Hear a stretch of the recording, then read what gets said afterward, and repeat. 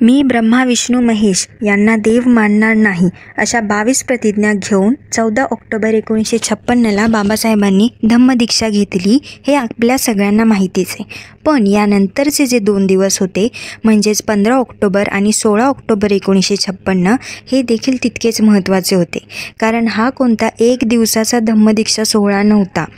झालं असं की 14 ऑक्टोबर 1956च्या धम्मदीक्षा सोहळ्यानंतर 15 ऑक्टोबर 1956ला दीक्षाभूमीवर बाबासाहेबांनी धम्मदीक्षेसाठी नागपूरच का ही निवड स्पष्ट केली। आपल्या भाषणात बाबासाहेब सांगतात, बौद्ध धम्माचा इतिहास जर तुम्ही वाचला आणि अभ्यासला तर बौद्ध धम्माच्या प्रचार प्रसारात नाग लोकांचं खूप मोठं महत्त्व आहे, खूप मोठं योगदान आहे आणि नागपूर ही याच नाग लोक समुदायाची भूमी, यासाठी मी धम्मदीक्षेसाठी नागपूर निवडलं। आता नागवंशीय किंवा नागलोक म्हणल्यानंतर स्क्रीनवर दिसतोय असा काहीसा जर चेहरा किंवा चित्र तुमच्या डोळ्यासमोर येत असेल तर असं काही नसून नागलोक हे नाव नाग नदीवरून पडले।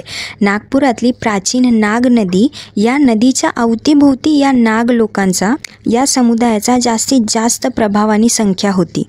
नाग नदीच्या अवतीभोवती यांचा जास्तीत जास्त जनसमुदाय असल्यामुळे इतिहासात यांना नागवंशीय किंवा नागलोक असं संबोधलं गेलं आहे। आता ही जी नाग नदी आहे ही फार जुनी नदी होती आणि आता प्रदूषणामुळे पूर्णपणे नष्ट झालेली आहे। तर 14 ऑक्टोबर 1956ला झाली धम्मदीक्षा, बाबासाहेबांनी घेतली। पुन्हा 15 ऑक्टोबर 1956ला बाबासाहेबांनी भाषण दिलं आणि त्यात बौद्ध धम्माच्या इतिहासाची माहिती दिली आणि पुन्हा पुढे 16 ऑक्टोबर 1956ला चंद्रपुरात त्या काळचं आंबेडकरी नेतृत्व देवाजी खोब्रागडे यांच्या नेतृत्वाखाली चंद्रपुरात पुन्हा एक धम्मदीक्षा सोहळा पार पडला, ज्यात तब्बल 3 लाखांहून अधिक जनसमुदाय होता। पण या सगळ्या गोष्टी आपल्याला कोण सांगणार आणि कशा कळणार? वाचल्याशिवाय तर कळणारच नाही, त्यामुळे वाचाल तरच वाचाल।